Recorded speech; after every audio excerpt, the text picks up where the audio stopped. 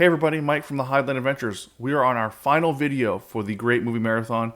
It is the ever classic Wizard of Oz. I got a cool recipe here that you guys can make at home, so follow along with us as we make this awesome recipe. Alright, to begin, 3/4 of a cup of softened butter, along with 3 ounces of softened cream cheese, and 1 cup of granulated sugar. All you're going to do is put your paddle down, lock your mixer. If you're using a hand mixer, definitely hold on tight to that bowl, and we're going to cream together this butter and sugar. We want this butter and sugar to be nice and homogenized, and don't rush it. Take your time, let it go for a little bit longer than you think it might. You want it to lighten up a little bit and start to stick to the side of the bowls. So once that comes together, we're going to add in 1 whole beaten egg, and 1 teaspoon of vanilla extract. And you're going to turn your mixer back on. Start off slowly. You don't want to kick everything all over the place. And then again, stir this back together till it's nice and mixed and together, and you get those nice silky ribbons. Is really what you're looking for here. See, look how smooth that is. And then from there, we're going to jump into our dry ingredients. 1 teaspoon of baking powder, 1/4 teaspoon of salt, and add that to 2 3/4 cups of flour. We're going to whisk this together. This helps to aerate the flour as well as incorporating your baking powder and your salt into your mixture. So now we're going to take and we're going to scrape down our bowl a little bit, kind of make sure everything is completely mixed, because we don't want to have any extra weird chunks once we add our flour.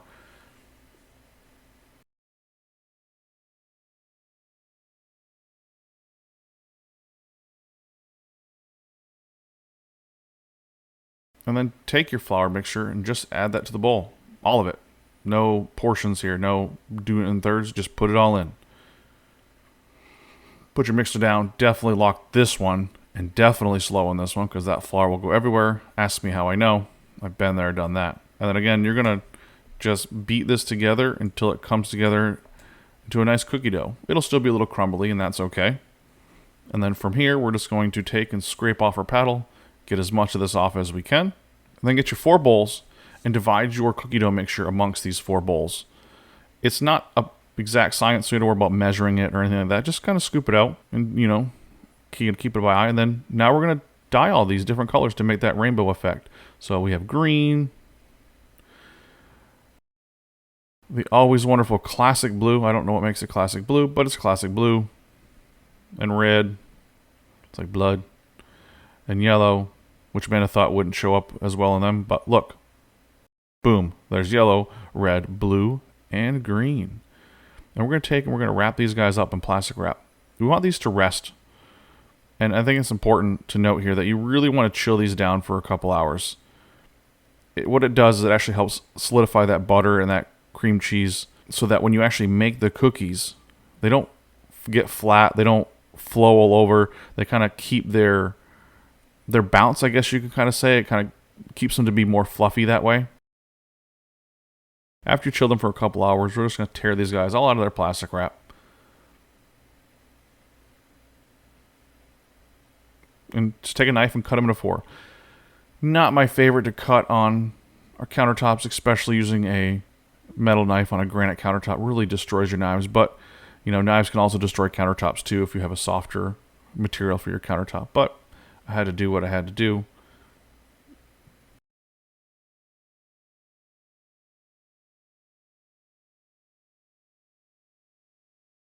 Then just take all your dough triangles and roll them into balls, and you're going to separate them, 1 ball for each color, and then just take them together in your hand and roll that into a ball itself.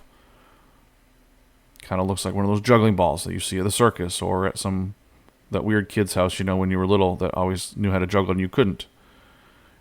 But what I realized was that these balls are way too big. So take a knife and just cut them in half. And you're going to want to kind of cut them to where you can get all the colors. If you notice here on the first one, I didn't get all the colors, but it is what it is. I'd recommend, should have just cut them into 8 to begin with. But here we are. So put your knife off to the side because you don't want to accidentally bump your finger into that and cut yourself or poke yourself. Now get you some popsicle sticks, and then take one of the balls, and you're going to kind of mush it up a little bit. Not mush it up, but kind of roll it out, and then into a log, and then you're slowly just going to roll it out into a 12 to 18 inch long little snake.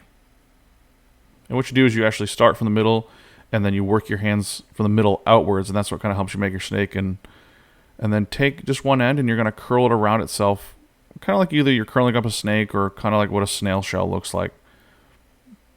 I flipped it over here because I wanted this color profile instead of the other color profile, and then take and put that on a sheet pan and stick a popsicle stick in it about 3/4 of the way through. And you're going to do that with all of your cookie dough balls.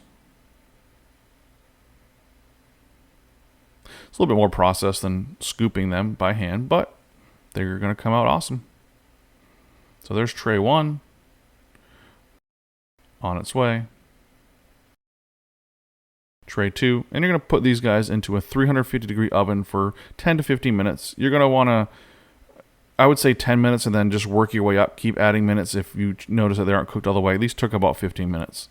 And then you have these beautiful cookies on a stick, like a lollipop.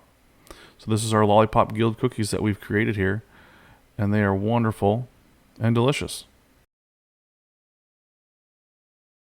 So thank you guys so much for coming along as we made these awesome little cookies here in celebration of the Wizard of Oz. Wanted to give a shout out to Matt from Teacup For One for putting this on. We definitely appreciate it.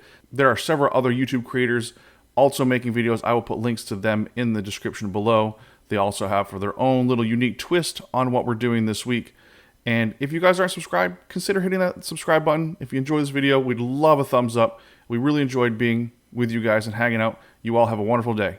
Peace.